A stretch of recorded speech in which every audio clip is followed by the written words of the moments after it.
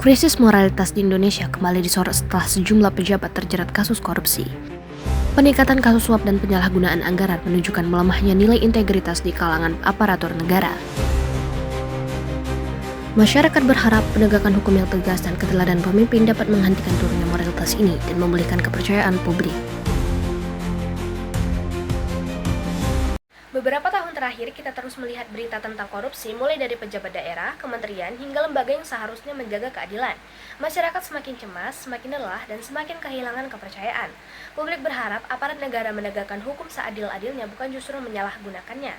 Dan itulah alasan saya membahas topik ini, karena untuk memahami kenapa korupsi bisa begitu merajalela, kita harus kembali ke akar masalahnya, yaitu moralitas. Apa itu moralitas? Moralitas pada dasarnya adalah seperangkat nilai yang menuntun kita membedakan apa yang layak dan tidak layak dilakukan. Moralitas bukan sekedar aturan, tapi kemampuan kritis untuk menganalisis apakah tindakan saya adil, merugikan orang lain, atau penyalahgunaan kekuasaan. Moralitas menuntut kesadaran dan tanggung jawab bukan sekedar kepatuhan. Setelah tahu apa itu moralitas, sekarang kita masuk ke bagian penting berikutnya, yaitu jenis-jenis moralitas yang menjelaskan bagaimana manusia menentukan benar dan salah dalam berbagai situasi. Yang pertama, moralitas individu. Ini moral yang hidup di dalam diri kita, hati nurani, prinsip pribadi, dan integritas. Misalnya seorang pejabat yang menolak menerima suap meskipun tidak ada yang melihat. Jika moral pribadi kuat, korupsi tidak mungkin terjadi. 2. Moralitas sosial. Moral yang terbentuk dari budaya norma dan kebiasaan masyarakat. Contohnya budaya toleransi terhadap uang pelicin. Ketika masyarakat menganggap suap itu wajar, moral sosial ikut rusak. Yang ketiga, moral hukum adalah moralitas yang mengatur bagaimana manusia bertindak sesuai prinsip keadilan, aturan formal, dan konsekuensi hukum. Contohnya hakim menjatuhkan vonis berdasarkan bukti dan prinsip keadilan, bukan tekanan politik atau kepentingan pribadi. 4. Moralitas profesional. Moralitas profesional adalah tuntutan etis agar seseorang menjalankan pekerjaannya dengan integritas, tanggung jawab, dan sesuai kode etik, bukan kepentingan pribadi. Contohnya, auditor melaporkan temuan korupsi meski ada tekanan untuk menutupinya. Jika seseorang memiliki jabatan tinggi tetapi moral pribadinya lemah, apakah kita masih bisa berharap ia bertindak adil? Dan jika masyarakat membiarkan praktik-praktik kecil yang tidak etis, mungkinkah korupsi besar bisa dicegah? Fakta tentang dampak korupsi terhadap moralitas. Yang pertama, korupsi menciptakan normalisasi perilaku tidak etis sehingga tindakan salah dianggap wajar jika dilakukan secara kolektif. Yang kedua, hilangnya teladan dari pemimpin membuat masyarakat mengalami krisis kepercayaan terhadap lembaga negara. Yang ketiga, masyarakat yang terus melihat ketidakadilan berulang cenderung mengalami keletihan moral, yaitu kondisi ketika orang memilih diam karena merasa perubahan tidak mungkin terjadi. Hubungan moralitas individu dan sosial. Moralitas individu membentuk moralitas sosial karena tindakan setiap orang pada akhirnya menciptakan kebiasaan dan budaya bersama. Jika banyak individu memilih untuk jujur, disiplin, dan bertanggung jawab, maka nilai-nilai itu akan menjadi standar yang dihormati masyarakat. Norma sosial pada dasarnya adalah cerminan dari keputusan moral kecil yang dilakukan orang setiap hari. Sebaliknya, moralitas sosial juga memberi pengaruh besar pada perilaku individu. Lingkungan yang terbiasa menoleransi ketidakjujuran membuat seseorang lebih mudah ikut melanggar, sementara masyarakat yang menghargai integritas akan mendorong individu untuk bertindak lebih etis. Karena itu, moralitas individu dan sosial saling menguatkan. Penguatan moralitas individu melalui pendidikan dan pembiasaan. Langkah awal membangun moralitas bangsa adalah memperkuat karakter individu. Pendidikan karakter harus diberikan secara konsisten, tidak hanya melalui sekolah, tetapi juga keluarga dan lingkungan sekitar.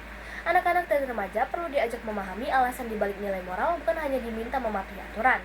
Dengan begitu, mereka tumbuh menjadi pribadi yang kritis, sadar etika, dan mampu membuat keputusan moral meskipun tanpa pengawasan. Pemerintah harus memberi contoh nyata sebagai model moral bagi masyarakat. Upaya memperkuat moralitas tidak akan efektif jika pejabat publik justru memperlihatkan perilaku korup dan tidak berintegritas. Oleh karena itu, penegakan hukum yang tegas dan transparansi anggaran serta sistem pengawasan yang terbuka kepada publik sangat diperlukan. Mekanisme pelaporan yang mudah dan perlindungan bagi masyarakat yang melaporkan pelanggaran juga harus diperkuat, agar masyarakat merasa aman dalam menuntut keadilan. Perbaikan moralitas tidak akan terjadi jika masyarakat terus membiarkan atau menutup mata terhadap pelanggaran kecil yang dianggap wajar. Sikap masyarakat yang melonggarkan batas moral terhadap praktik seperti pungli kecil, nepotisme ringan, atau manipulasi laporan justru menjadi akar kerusakan yang lebih besar. Kita harus berani mengkritik budaya sosial yang cenderung mengabaikan kesalahan tanpa memberikan konsekuensi. Setiap tindakan tidak etis, sekecil apapun, selalu membawa dampak yang merembet dan pada akhirnya merusak struktur sosial. Kesimpulan dari materi ini. Moralitas merupakan fondasi yang menentukan arah pembangunan suatu bangsa. Ketika moralitas melemah, kepercayaan publik hilang, hukum kehilangan wibawa, dan masyarakat hidup dalam ketidakpastian. Kasus korupsi yang terjadi di Indonesia menjadi gambaran jelas bahwa nilai-nilai integritas dan kejujuran sedang menghadapi tantangan serius. Namun, kondisi ini bukan akhir, justru menjadi momentum untuk memperbaiki nilai-nilai moral secara lebih kuat dan mendasar. Indonesia membutuhkan generasi yang berani bersikap kritis, menjunjung keadilan, serta tidak mudah tergoda oleh penyalahgunaan kekuasaan. Perubahan moral dimulai dari tindakan sederhana sehari-hari, misalnya sikap bertanggung jawab dan keberanian mengatakan benar.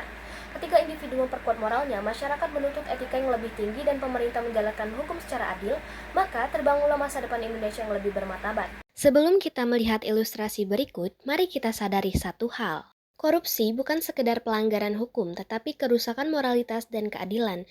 Inilah gambaran nyata dari masalah yang masih menggerogoti negara kita. Korupsi adalah musuh kita bersama.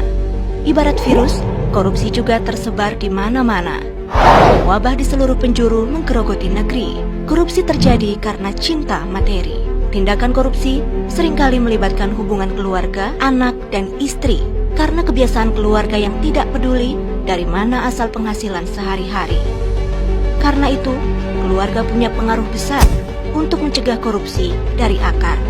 Di balik keluarga yang terhormat, ada anggota keluarga yang hebat, yang selalu mengingatkan sumber pendapatan dan menjaga makna kebahagiaan dengan kesederhanaan.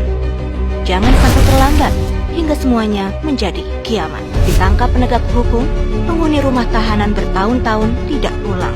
Melihat keluarga dari kejauhan, rasa sesal yang berkepanjangan. Karena itu, mulai cegah korupsi sejak dini dari rumah kita sendiri. Kita bisa mencegah korupsi dari keluarga kita sendiri. Kesimpulan dari video tersebut, korupsi tidak hanya persoalan hukum, tetapi juga persoalan moralitas. Tindakan korupsi lahir dari rendahnya nilai kejujuran, tanggung jawab, dan integritas dalam diri seseorang. Karena itu, upaya pemberantas korupsi harus dimulai dari lingkungan yang paling dekat, yaitu keluarga. Di dalam keluarga, nilai-nilai moral pertama kali ditanamkan. Ketika orang tua membiasakan kejujuran, tidak mengambil bukan haknya, menepati janji, dan bersikap adil, maka mereka sedang membangun benteng moral yang kuat bagi anak-anaknya.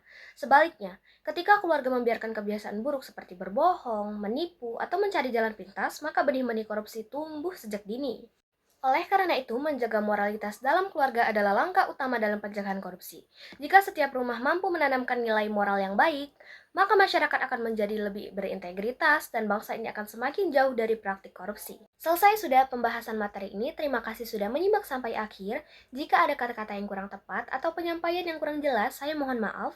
Semoga apa yang saya sampaikan dapat menambah wawasan dan bermanfaat bagi rekan-rekan sekalian. Sampai jumpa pada materi berikutnya. Terima kasih. Masih dipeluk setan, alergi peradaban, alergi kemajuan, mendorong kemunduran. Pemimpin di esok hari, adakah yang cukup mampu mewakilkan suara kami? Jelas tak ada yang tahu, ada yang cukup peduli, umat yang dikelabui, melupakan masa lalu. Namun kami belum tentu. Waduh, jangan gini dong. Saya kan cuma pinjam dikit duit rakyat. Dikit banget kok, cuma triliunan. Bang Zombie, kita bisa atur ini. Saya punya amplop, saya punya beras bansos. Mau? Jangan makan saya, tolong saya. Ampun, ternyata zombie aja masih lebih jujur daripada saya.